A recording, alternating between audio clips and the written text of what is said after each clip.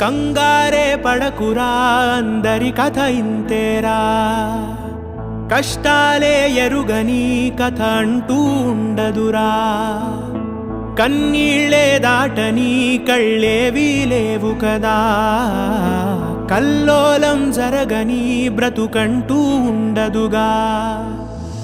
ఆ దైవం ఎప్పుడు ఆడే ఆటే ఇదిరా, ఏ పుస్తకము నేర్పించని పాఠం ఇదిరా, నీతో నువ్వు యుద్ధం చేస్తూ సాగాలిరా.